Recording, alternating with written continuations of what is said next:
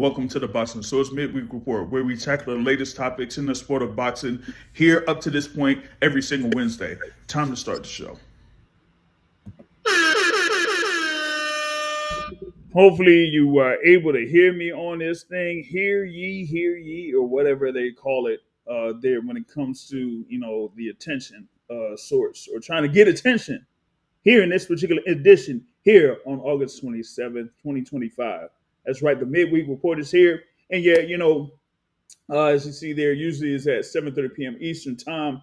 But I have been, out and about, pretty much like had to stop over by Hillcrest earlier today. They have a number of fighters out there at Hillcrest, of course, with Freaky Scarborough, Junior Irvin Fuller III that are featured in next week's fight card. That'll be at the Care First Arena in Washington, D.C. So I'm going to be talking about that here in a little bit. And then also I stopped in there to speak with the WBC featherweight champion there with Tiara Brown, as Tiara Brown is working and getting work in for her upcoming bout that's going to be on OTX, and she'll be out there in Houston in September. So I was able to talk with Tiara Brown. We'll be able to come up with the interview here on the Boxing Source channel, whether it's on YouTube or on Rumble. But here with this particular edition of the Midweek Report, we wanted to try to catch up on a few things as far as like fights are concerned, or fight cards that are going on or happening here within these next few weeks. Because we got a lot of things that are on slate here. We got some things that are going down this weekend. With a couple of notable fighters or whatever it is, and things to kind of like catch up with, and also a pretty good fight. I would say this could be a good fight coming up next Thursday here in the super middleweight division. We're going to be talking about that, and then also the fight cards there for Pro Box, and what's going to be happening the following week, culminating with Canelo Alvarez versus Terence Crawford for the undisputed super middleweight championship. So, that's basically what we're doing here. We're going to be doing a rundown and things like that. You know what I'm saying? Shout out to D1 in the live chat here. Salute to you here. What's going down there, D1, man. So on there. And then Brother Mark is also here in the building there. So salute to y'all here. But, just wanted to, get it run down, see if I could get this thing going as far as like what to look out for in this particular instance. So, I'm going to start off with this upcoming Saturday. Got Pulse Boxing that has a promotion there over at Toledo, the Huntington Center in Toledo, Ohio. So I'm going to see here. What I'm going to do is I'm going to do some screen sharing or whatnot. See if I could get that going here for y'all. And first off, I wanted to see if I could get this here, on the slate or on the schedule. Let's see here. All right, yeah, bet. So we got for August 30th here at the Huntington Center in Toledo, Ohio. You got Albert Bell, they're undefeated, 27-0, going up against Keith Hunter. And this will be for the IBF International Lightweight title and the NABA Lightweight title. So that is, the IBF, and then with the NABA, that's usually the World Boxing Association, because, NABA, I know that somebody here within the DMV area has an NABA welterweight title here that kind of like put him in the top 15 of the rankings there for welterweight. So here with this one, the winner would kind of like enter in those rankings, I guess, for the WBA.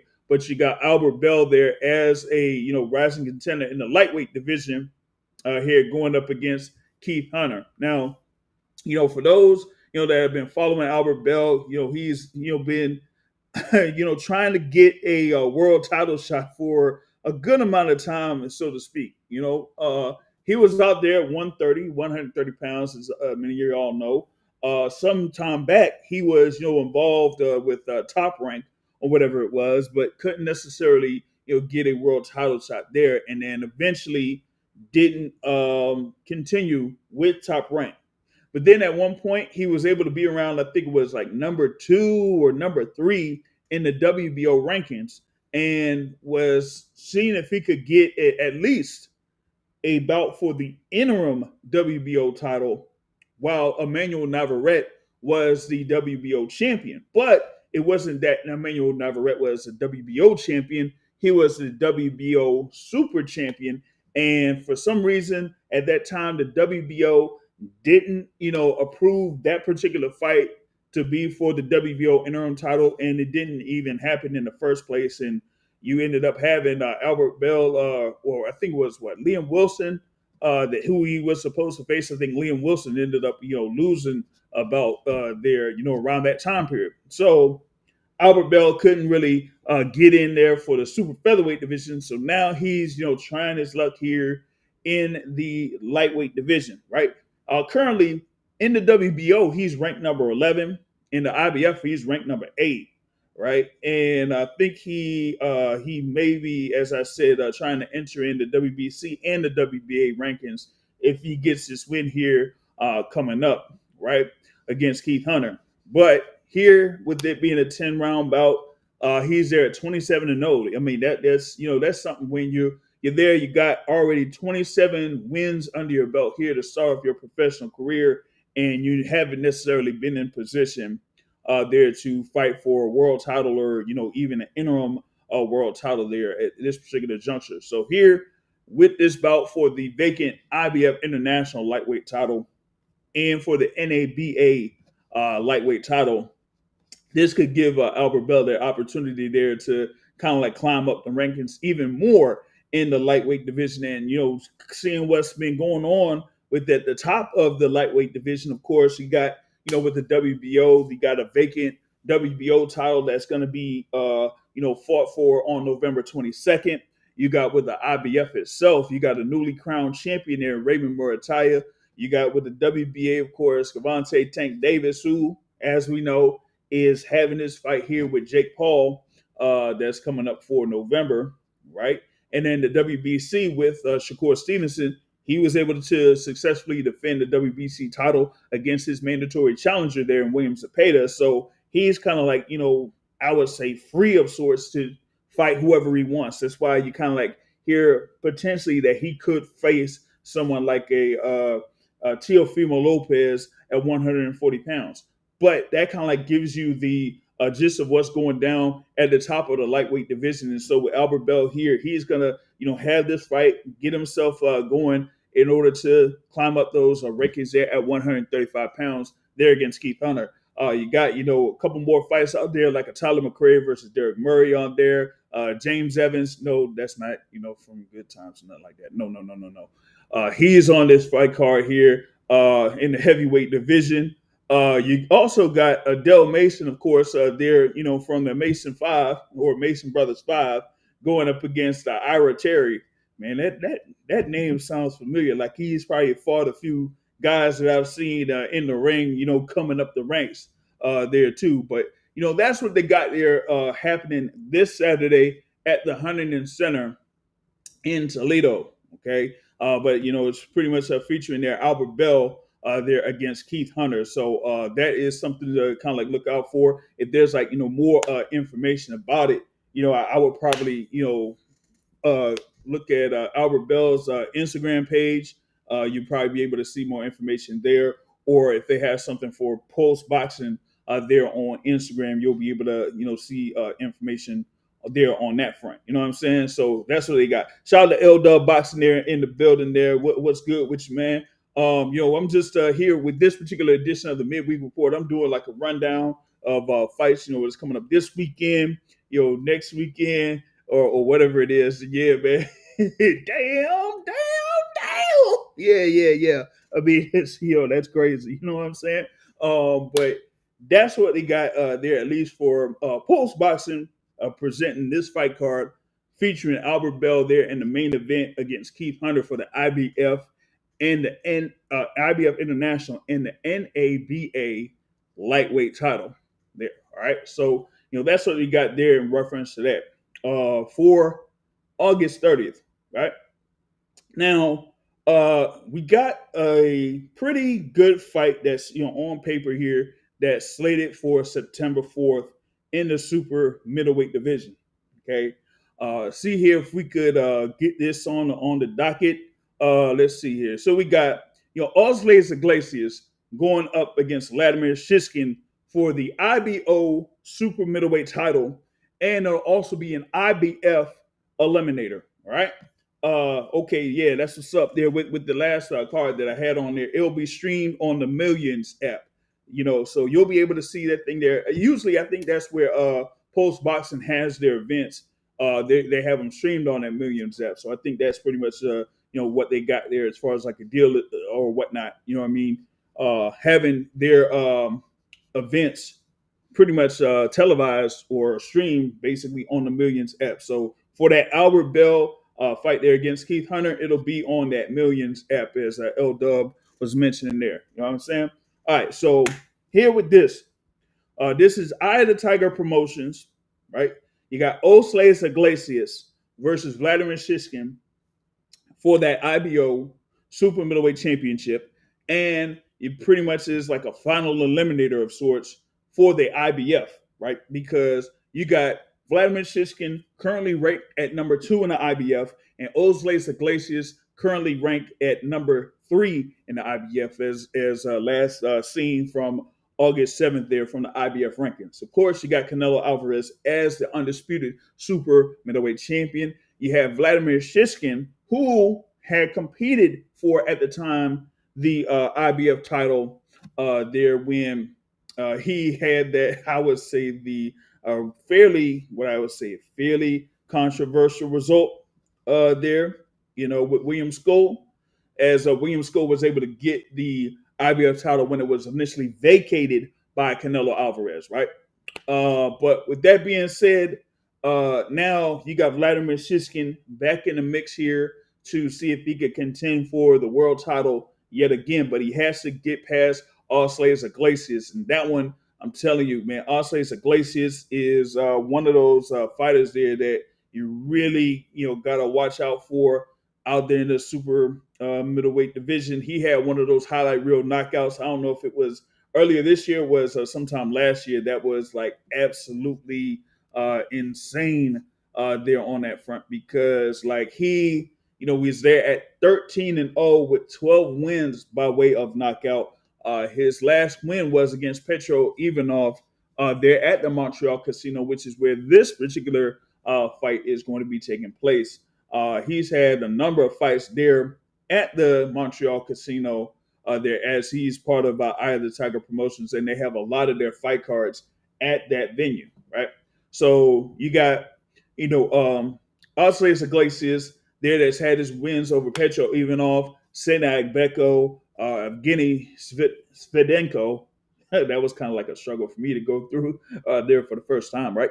Going up against Vladimir Shishkin. And, I know that I mentioned the thing there with his tough loss against William Skull, but he also has wins over Jose Escalagui, Senag Beko there, as well, and DeAndre Weir, way back in 2019. So, two fighters there that are highly ranked contenders in the super middleweight division. This is like one of those fights where, even though it shows here on BoxRec, the BoxRec rankings or ratings, or how they have the rating system with Iglesias and with Shishkin, I'd say that they're like two, fairly highly rated fighters there, particularly within the top 10 or top 15 in the super middleweight division, at least in my book there. So, at least on paper for me, it looks like it's going to be a really good matchup. I had like an article, that kind of like previews this fight, and like the other fights that are on the fight card as well. You had, shout out to Brunch Boxing. They had an interview with Shishkin's promoter there, Dimitri Salita, who, talked about this fight here between Shishkin and Iglesias there. So that is, one of those highly rated fights there within the super middleweight division. Of course, you're going to have a number of fighters from Ida Tiger Promotions featured on this, including Alexandria Gamont, Avery Duval, and Moreno Fendero there. But you see, as you see there on one side, basically the A side is all undefeated fighters there. I think, what is it? Zolisani and Dongeni. Man, I got to see who he fought, because that's another one of those, familiar names there, because that's like, one of those opponents that you seen was up against one of those, highly touted fighters or whatever it is. Oh, let's go on the rec here. Let's go on the rec here real quick. Well, we're gonna see what it was. Let's see. Yeah, you had Ray Murataya. He fought Arnold Barboza there in Ernesto Mercado. I know that I recognize that name, and yeah, he did fight Devin Haney back in 2019. So there you go. You know what I mean? So that shows you how a number of these fighters, when they do come up and they build up their record to try to get to a certain point of their professional career, they end up facing guys that have a number of fights on their record, but didn't kind of get the win against the top of the top or the higher echelon of their particular weight class. You know what I mean? So yeah, yep, there you go. Yeah, so you said Haney, Murataya, and Arnold Barboza. Yep. So yeah, so you see there, went on the rec there and pulled that up real quick, right? So that's what you got there, at least for Montreal and the Montreal Casino there with Osles Iglesias versus Vladimir Shishkin. Now, like I said, I mean, I'm just getting settled in. I was out there by Hillcrest Gym, earlier today. Of course, shout out to Coach Nesto, Coach Metro out there over at Hillcrest. Talk with a number of the fighters out there. As I mentioned, a couple of them will be featured on the Pro Box card that's going to be coming up on September 5th, right? So let's talk about that one, right? September 5th, Pro Box TV. It's going to be Pro Box, they're alongside No Excuse Promotions that's putting up this fight card here at it says on Pro Box, right? It says the Entertainment and Sports Arena, but they now call it the Care First Arena there in Washington, D.C. Okay. You're going to have Short Dog, Jordan White, going up against Renee Tejas there for the NABF lightweight title. Now, Jordan White was, competing there in the super featherweight division, but this is going to be, I think, his first fight there in the lightweight division, going up against Renee Tejas. And, with Tejas, we've seen Tejas in action, a few times. He's been on a Pro Box card, a number of Pro Box cards. He was on the Pro Box card that was at this very same arena last year, headlined by Lamont Rhodes Jr. there against McCrory, right? And we also had that fight there against Floyd Schofield Jr. last year. Okay, but now he's in here against Jordan White, who's coming in with a record of 19 wins with just one loss. He was, climbing up the rankings there within the super featherweight division, right? But now, he's looking to make his entry in the lightweight division. I have to see here because my thing was I thought he would kind of get up those rankings there within 130.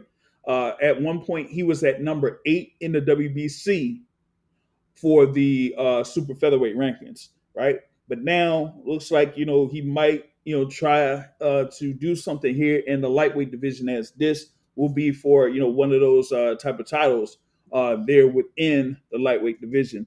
And yep, you're gonna have Frankie Scarborough Jr. There that is signed with Pro Box. He is on this fight card as well, right? Like I said, I was able to see him out there doing work at Hillcrest. He's going up against D'Angelo Keys there in the super featherweight division, and he's there at 10-0. He's really rising up as far as popularity here within the Washington D.C. area. I mean, y'all have seen him on the channel here, at least through YouTube. I've been able to interview him a good number of times there, whether it's at Hillcrest or setting up some things there. But he's going up against D'Angelo Keys, who had a couple of good fights. His last fight was a pretty good fight there, when he faced Haven Brady Jr. I think it was over in Philadelphia, right? So now it's okay, with Frankie Scarborough, we're going to see how he looks against D'Angelo Keys here. Now, I mean, they had some word as far as something might be going on with Keys. Hopefully everything is good for next week for this fight to go ahead and take place. But I don't think it's going to be much of an issue, much of a problem. I think it's something in reference to being at 130 pounds, but with D'Angelo Keys, he's kind of being about 1 or 2 pounds over 130 for his last couple of fights. So this, even though it's like a super featherweight division, no real like world title on the line or anything like that. So you might have it to where, yeah, he could be at 130 or maybe at 131 or 132, as long as he ain't at like no 134, 134 or something like that, or 136, then we should be able to have, everything, cool with that. You know what I'm saying? So that's what you have, on that front. As I said there with the main event, Jordan White versus Renee Tejas. There, Jordan White there at 19-1 with 12 wins by way of knockout. Renee Tejas there at 21-5 with 13 wins by way of knockout. You're gonna have in a co-feature bout Suleiman Sagawa there, right, going up against Brian Acosta. That's going to be a good one there in the featherweight division. Of course, with Suleiman Sagawa, he had his bout there against Bruce Carrington at the theater at Madison Square Garden, where, it looked like it was a close fight. Bruce Carrington ended up getting a decision win. Some people felt like Sagawa really did something in that particular fight. So, he's still, out there floating around in the featherweight rankings because of his performance there against Bruce Carrington. And now you see that Bruce Carrington is the interim WBC featherweight champion. And you got Suleiman Sagawa currently ranked at number 6 in the WBC. So this one here, kind of like gets him still within those rankings, at the very least in the WBC, while going up against Brian Acosta. So that's going to be another good one there, with Sagawa at 17-5-1 and Acosta there at 20-1. All right. So that's another good scrap. Below that, you got Jonathan Cardoso and Luis Torres there in the lightweight division. Pretty evenly matched, but this kind of like goes with the whole thing with Pro Box and how they match things up. They don't really have something as far as like their higher level fights, whether it's the main event, the co-feature, or the one step below that you're gonna have these good matchups to see like where these fighters are at that particular point of their careers. You know what I mean? So that's what you're gonna have here with Cardoso versus Torres. And I did mention there with Frankie Scarborough versus D'Angelo Keys. You're gonna have Trayvon Marshall there in this bout against Cameron Creel in the welterweight division. Irvin Fuller III there at super bantamweight. You already mentioned him. Of course, being out there in Hillcrest, right? It's going up against Dominic Griffin, right? And you got Bob Santos. You got Bob Santos there with Luis Torres. Yeah. So we kind of like mentioned that sometime back when I was able to talk with Bob Santos, right? So you're gonna see like a number of notable fighters, notable trainers that would be involved here in this particular card. Mentioned there with Irvin Fuller against Dominic Griffin. You're gonna have Derek Scooter Davis there against Leandro Medina. I was able to talk with Derek Scooter Davis last Wednesday. Now I had like a little bit of technical difficulties there on that midweek report from last week. I don't know. I have to check out the replays and all that type of stuff to see if I could chop and screw as they say parts of that interview. But he's had multiple conversations with folks like within this area and outside of this area too. But Derek Davis is one of those young fighters to watch for here, coming up right now in the lightweight division. There at 7-0. I've been at a multitude of his fights. There was at the joint with when he had his fight at Top Rank there for June. I was out there March 1st over at the Barclays Center. Was out there when he was at this very same arena a year ago. You know what I mean? So I've been there a number of times here with Derek Scooter Davis. So he is going to be on this card. You got Ben Johnson that's been on a couple of Pro Box featured fights here within No Excuse Promotions, and of course Jordan Roach. That they're the one of the sons there of Lamont Roach Sr., who is the head of No Excuse Promotions. So both of those fighters are on this particular card. You got Jeffrey Yu that's on this card as well. That's from this area, and Eric Hernandez is also from this area that's going to be featured on this card. So you see all of these fighters here that are within the Washington, D.C. area that are going to be featured on for Pro Box. So you'll be able to see a lot of these fighters here. You'll just follow what's going down on the boxing source. You'll follow what's going on through ProBox. You could check out a number of the local media that's going to be involved as far as like catching up with the number of these fighters. I have to check with the see if boxing scene is gonna have something going on. My guy Smitty's gonna be there. He gonna be in the building. You know what I'm saying? Like I said, I mean, I had the recent conversation, with Lamont Senior. So yeah, we got everything should be all sorted out for next Friday. So I know that there was a little bit of things going on, on the back end, but hey, he said, you know what? Hey, as long as Lamont Senior, handling it, everybody's good. You know what I'm saying? So shout out to Lamont Roach Senior there, of course. A No Excuse Promotions, and of course the father there of Lamont Roach Jr. and Jordan Roach. All right. So that is, your whole fight card there. Once again, you got the whole thing with the flyer too, right? Like you should be able to see the flyer here. Main event there, Jordan White versus Renee Tejas. Suleiman Sagawa there against Luis Acosta, right? And Brian Acosta, excuse me. And then you got Jonathan Cardoso versus Luis Torres. And, as they say, they got, a number of the local fighters there also on there. Trayvon Marshall, Jordan Roach, Ben Johnson, Frankie Scarborough Jr. There for Friday, September 5th. And as I said, Care First Arena there in Washington, D.C., right? So you do have that as what's going on, what's going down there for September 5th, right? Now, we had like a recent announcement that was put on for the following week. Now, I know that there was like some things where people kind of thought we would have a heavyweight bout on September 11th that would be pretty high stakes.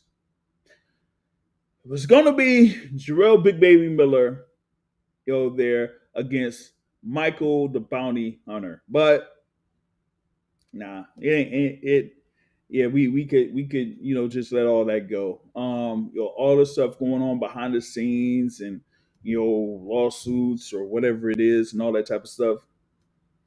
Yeah, it ain't gonna happen. But what we do have on slate for September 11th, that Thursday, right, is what they're going to call the underdog, right? This is, through Ring Magazine, Riyadh Season, Turkey Al Sheikh there, whatever it is, right? It'll be September 11th at the Fontainebleau in Las Vegas, Nevada, right? And you see there's through they got Turkey LRC says who's next up.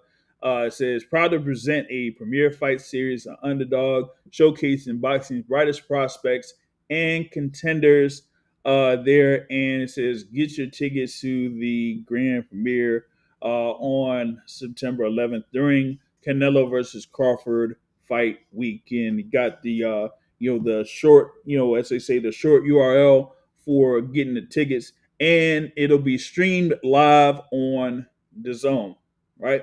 All right, so we're gonna see, what they have there on slate for this particular fight card. All right, so they got Anthony Lascuaga versus Juan Carlos Camacho Jr. I guess that is the feature bout that they have on there, right? And then you're going to have Justin Valoria versus Josephat Ortiz. You're going to have Jaleel Major Hackett there against Elijah Vines. You're going to have Emiliano Alvarado versus Juan Garcia. And then Jamar Talley versus Isaiah Thompson. So that, as they said, that was pretty much announced here this afternoon. That was absolutely crazy because I was, just out there by Hillcrest or whatever it is, and then I see something. I was like actually on Jaleel Hackett's page, and I see the thing there with Jaleel Hackett, right? And I'm like, oh snap, okay, he gonna be involved in this. Like, and this I guess is stemming off of what happened there in that whole sparring session that they had for that week of Ring 3, right? When Jaleel Hackett was out there, sparring, and I guess was a good enough show to have Jaleel Hackett be included in that. You know what I mean? Him doing work with Speedy Rashidi Ellis there, what was it, that Friday during before ring 3. I guess it said like, hey, all right, we put this together, then we'll have you on this card. So that's gonna be something. And on the flip side though, if that's what they have there for Jaleel Hackett, I wonder like what, well, a couple of things. One, what weight class is gonna be at? And two, what does this mean with him in matchroom boxing? That's gonna be, the two things there. Hopefully I'll be able to get more information on it. The thing is, for like, I don't know if I'll be able to do it by this weekend. At least Friday, maybe Friday. I don't know. But Saturday, Saturday, man. Listen, I'm putting myself. Listen, I cover the sport of boxing, but there's another sport that I follow. Like real tough. Okay, and that is college football. And first real weekend of college football. Listen, how you gonna have, like I was mentioning there on the whole thing with real boxing with Coach Ronnie Shields? You're gonna have Texas and Ohio State, number one, number two. They playing in the first game of the season, and it's at 12 p.m. Eastern time. So, hey, listen, you're gonna have that. You're gonna have like Alabama versus Florida State. You're gonna have Clemson versus LSU. Okay, all of them games happening. What is it? Goddamn. What is it? Miami versus Notre Dame. Boy, listen. I'm sorry. I'm staying. I'm staying home Saturday, boy. Shout out L Dub. He said, "Hey, you said Vines could fight. Heard like 154. Hey, listen, it got to be 154, dog. It got to be 154. Hey, it got to be 154. All right. I'm gonna just say that, L Dub, but just be on the lookout, L Dub. I got something. But yeah, 154 pounds, because hey, Jaleel been my guy. I've been out there, with him for just about since like his second pro fight. Man, he gotta be out there 154 at the very least, 154, 160. Because yeah, that 147, yeah, nah. I'm sorry, that just wasn't it. You know what I mean? So that's what, as I said, they recently put up there for Thursday, September 11th. So it's going to make for a really, really busy and crazy weekend in Las Vegas, right? Because you're going to have those fights happening. And then, of course, you're going to have what's happening at Allegiant Stadium there for September 13th. Okay. Canelo Alvarez, Terence Crawford for the undisputed super middleweight championships. You're also going to have in the super middleweight division Christian and Billy versus Lester Martinez. Now,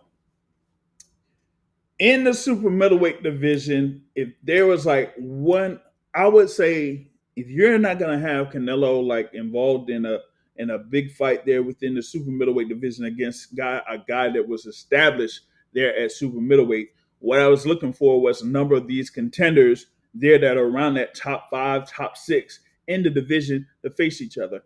Look what we got right here. We got Christian and Billy. We got Lester Martinez there. Christian and Billy has been like, the number one contender there in the WBC for about like 2 or 3 years or something, he's coming from the Eye of the Tiger promotions there, along with Oslace Iglesias, who I had mentioned earlier here, that has his fight against Vladimir Shishkin. That's coming up. So that's the thing, man. Real quick, he got my guy Mar here talk about college football real quick. He said that he's nervous for the Bucks. This is one of the best week ones I can remember. Yeah. I don't know, man. This reminds me of like back what was like when Vince Young was playing for Texas and he went up there to Columbus to play Ohio State. I think that was a week one game. You know what I mean? But I mentioned all of those games that are there for the first week within the top 10, so you got all of that going on. And of course, a number of other good matchups there to open the week. But yeah, with the Buckeyes, man, yeah, they got what freshman that's going to be their starting quarterback, but they do have probably they do have the best receiver in the country, right? But he might be the best player in the country there with Smith, right? So, I mean, it's going to be a good one. My thing was, as I said yesterday, if you're going to have a game between the number one and number two teams in the country, why are you having it at 12 o'clock Eastern time? Listen, if I was in the West Coast, you mean to tell me that I'm waking up at 9 a.m. to watch the number one and number two team going up against each other? Nah, man, that just ain't right. All right, back to this whole joint here, right? Now, you got Canelo versus Crawford. You got Billy versus Martinez. You got Boachuk versus Brandon Adams there in a rematch. That's an interesting bout there at this particular point of their careers. You have Brandon Adams, of course, who was part of that super welterweight tournament on OTX, right? And had been in the finals there for that particular tournament, but ended up falling short there to Andreas Katsarakis by decision, right? And now you got Sergey Boachuk that had his close battle with Virgil Ortiz Jr. And then you'll have the thing there with, of course, Michael Fox, where Thomas Taylor, that was knockdown, bro. That was knockdown. Come on, man, that was knockdown. But now you got these two here, competing in the super welterweight division. That's going to be a pretty good scrap there for a rematch. You got Callum Walsh versus Fernando Vargas. They're two undefeated fighters. Okay. You got Ivan Disco versus Jermaine Franklin. That's going to be a interesting bout there in the heavyweight division. Steven Nelson there in the super middleweight division, that had fell short there against another super middleweight contender there who is been at around, he was like around like number two or number one in the WBO, and Diego Pacheco, but Diego Pacheco really like outpointed him in that bout. But he's right back in the mix here against Reiko Santana. You got Reito Susumi there for Ring is kind of like featuring this guy. You know what I'm saying? They're going up against Javier Martinez. You got a couple of other fights there on this card, but folks are like focusing on those top four fights on that card, with the exception of probably Ivan Disco versus Jermaine Franklin. That's going to be an interesting bout there in the heavyweight division. All right. So, but it culminates with Canelo Alvarez versus Terence Crawford for the undisputed super middleweight championships. You know what I mean?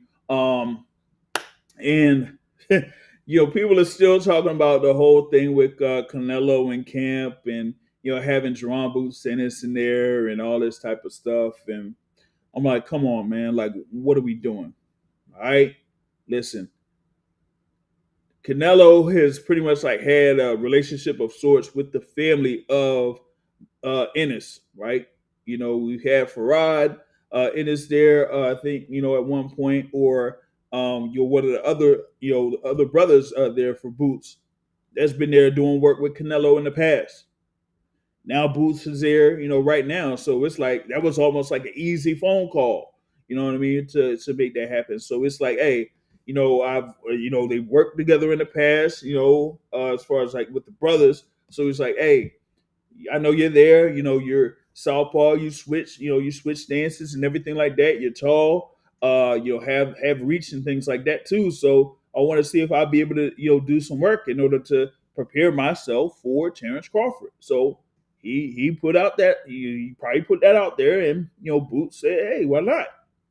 But these people that may have an issue with it, like blowing it way out of proportion. Like we come on, this sparring, it's work. It's not like people haven't done it in the past. Come on, that's the thing about it. So Canelo wants to have that to try to see if he could get himself ready for a Terence Crawford.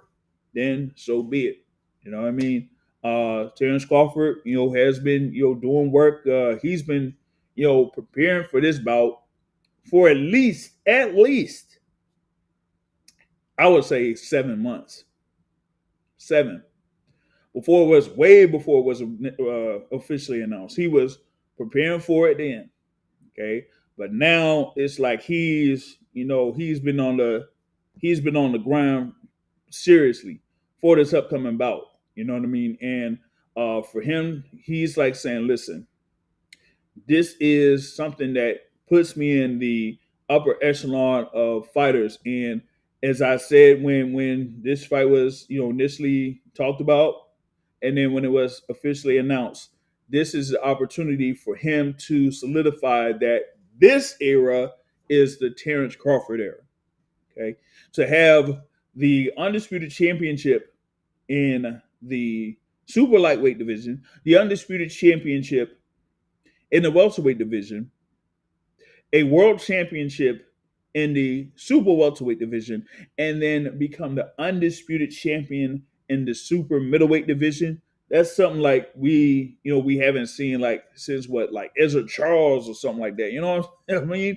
Like we haven't necessarily seen something like that. So that is what you kind of like get here with Terence Crawford with this upcoming bout against Canelo Alvarez. And some people like kind of like say that he could be put there in the echelon of probably not just like the greatest fighter within this particular era, but maybe in consideration for greatest fighter within the past what 25 years, like from 2000 to here 2025. Could you consider Terence Crawford as the number one fighter in that particular time period? Like generation is usually like 20 years, but like if you put it like 25 years, quarter century, that kind of like makes it a little bit more of a solid number, I would say. So like if you think from 2000 up to 2025, you think of the top fighters within that particular era, where would you place Terence Crawford at this current juncture? And then if he's able to get this win over Canelo Alvarez, where would you place him within the past 25 years to start off with? I don't know. Maybe I'll later on down the line or something. I guess I'll say, you know what? I'm gonna post what maybe the top 10 fighters of the last 25 years, and then like see where Terence Crawford would be placed among that. So I guess I'll put it like this. I'll say I'll put out 10 fighters. Terence Crawford won't necessarily be included in it at that time, but then I'm going to have Terence Crawford be measured against those fighters that would be in that 10, and then kind of like see where he would be placed among that. So I'll see if I can work on that. Hopefully within the next like week, probably like an article of sorts with that within the next week or so to kind of like give a gauge of how much is on the line with this particular bout between Canelo Alvarez and Terence Crawford. Okay, not just a whole thing with the pound for pound or anything like that. Currently, I'm talking about best fighters within this particular generation. That's what we have here with Canelo and Terence Crawford. Like Canelo, pretty much is kind of like been one of those guys, the top guys over the past 10 years or so, or whatever it is. And then you also have Terence Crawford, that's been there, as well. Both of these guys have kind of like, held the mantle of top pound for pound fighter at one point of their professional careers. And they're, around the top five or so right now. You know what I mean? Some may have Terence Crawford currently at number one. Me, I still have like Usyk at number one. Mainly because Usyk has been, much more active, of course, with Crawford only fighting once a year, right? But Terence Crawford, has done what he did within that super lightweight, welterweight, and then, at least he had one fight at 154 pounds. But still, you kind of like rate him high there at that juncture, right? So here, having these two fighters there that's been at at the top of the sport of boxing here for some time. Now we get this, you know what I mean? Because remember, y'all, if it wasn't Terence Crawford, it was going to be Errol Spence. Y'all know that. So with Terence Crawford getting that win, he's the one that was basically being put in a place Alvarez Spence Jr. to have the fight with Canelo Alvarez. You know what I mean? So that's what you got with that, right? So makes for a pretty interesting next few weeks of sorts there for the sport of boxing. I think we're gonna have a few other things that may be on slate here. After that, we thought we could have had something for what September 20th there that would kind of be out there, but you also have Nayo Inoue that has his upcoming bout is supposed to be out there against MJ Akmadalia for that undisputed championship at 122 pounds. So you do have that, and that's pretty much like rounding out what we have for the schedule here for September. Overall, we should have something on slate here for OTX for September 20th. I think we also have Jeter Promotions in the DC area there for Rosecroft Raceway, if I'm not mistaken. There, so you're gonna have that also as well, right? So we're definitely looking forward to all of that here on slate for September. And like I said, we got fights this weekend here. Like what is that on millions.co as L Dub had mentioned there. At this particular point, so we got a number of things here for y'all to look forward to in the sport of boxing, right? So hopefully that kind of covered everything that you needed out here so far. We'll see if we could get something going for the Boxing Source podcast for scheduled for Sunday. It just depends on what's going to be going on as far as like Saturday or whatever it is and whatnot. But I just wanted to go over the schedule and things like that here for these next few weeks. Have y'all prepared for these fights, or be aware of the fights that are coming up that you might not have been aware of here earlier. You know what I mean? So I was able to do that. Might have another take on this whole thing with Tank versus Jake Paul, but I'm like I said, I said my piece on the what was it, the Midweek Report or the last Boxing Source podcast, and then had a conversation there within the Rise podcast earlier this week. But as I said there, and I'll just say here in reference to that, at the end of the day, they're professional fighters, or you pretty much fight for the bag, and they're independent contractors. So if you're presented with a contract and you have multiple offers out there, and you have one offer that's much more lucrative than the other two, which one are you going to pick? That's how I sum it up with that. All right. So with that being said, that is what I had here for a quick rundown. Here for the schedule, upcoming schedule, here for the sport of boxing. All right. And if anything, hit the like button if you support this particular video. If you haven't done so already, hit the subscribe button, whether you're on YouTube or Rumble. And I'll have, like I said, I'll be working on this whole thing here when it comes to the interview with WBC featherweight champion Tiara Brown, the Dark Menace, Tiara Brown, right? So we got that, and a number of other things here that we're going to be looking forward to. For the website, as I mentioned, was going to see about doing that article reference to Terence Crawford and his overall standing within the past 25 years, right? And then also a couple more articles when it comes to this upcoming fight card, September 5th for Pro Box. We're going to see about having more articles featuring a couple more fighters that are on that card, like Frankie Scarborough Jr., Irvin Fuller III, Jordan Roach, and Ben Johnson. So at least try to have a number of those articles up to kind of get you more familiar with those fighters ahead of their fights coming up on September 5th. All right. So with that being said, that's what I got here so far for the Midweek Report. Thanks once again, either for listening live or if you're checking out the replay. We appreciate that here at the Boxing Source. And with that being said, I'm out, folks. Peace.